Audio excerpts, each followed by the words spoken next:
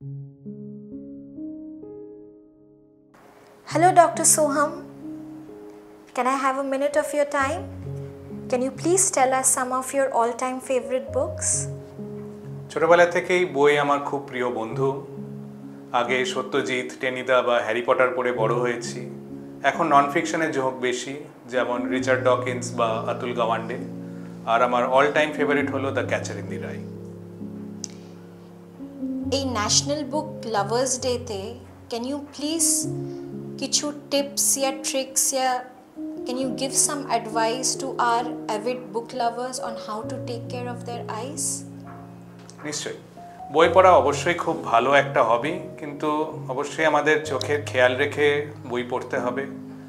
তো বই পড়ার সময় চেষ্টা করবেন যে খুব কাছ থেকে যেন না বই পড়া হোক, একটা নির্দিষ্ট কমফোর্টেবল ডিস্টেন্স মেনটেন করা, যেটা আমরা বলি যে এক হাত দূরত্ব মেনটেন করা।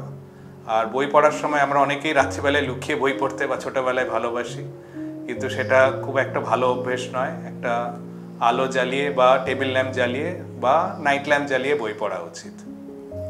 আর এখন আস্তে আস্তে আমরা প্রিন্টেড মিডিয়া থেকে আস্তে আস্তে ই বুকস, কিন্ডল বা মোবাইলে বই পড়ার দিকে আস্তে আস্তে সরে যাচ্ছি। তো সেইখানে আমাদের কিছুটা ডিজিটাল স্ক্রিন ইউজ সম্বন্ধে সতর্কতা অবলম্বন করতে হবে। তো একটানা স্ক্রিনের দিকে তাকিয়ে থাকলে চোখে কিছু আই স্ট্রেন, যেটাকে আমরা ডিজিটাল আই স্ট্রেন বলে থাকি, সেইগুলো হয়ে থাকে। তাহলে বই পড়ার ফাঁকে ফাঁকে একটু একটু করে ছোট ছোট ব্রেক নিয়ে নিতে হবে। 20-15 মিনিট বই পড়লেন, তারপরে 5 সেকেন্ড 10 সেকেন্ড ব্রেক নিয়ে নিলেন, আর চোখের পলক ফেলতে হবে। অবশ্যই রোমাঞ্চকর রহস্য গল্প পড়তে, এক নাগাড়ে রুদ্ধশ্বাসে পড়তে ভালো লাগে, কিন্তু তার সঙ্গে পলকটাও পড়া উচিত।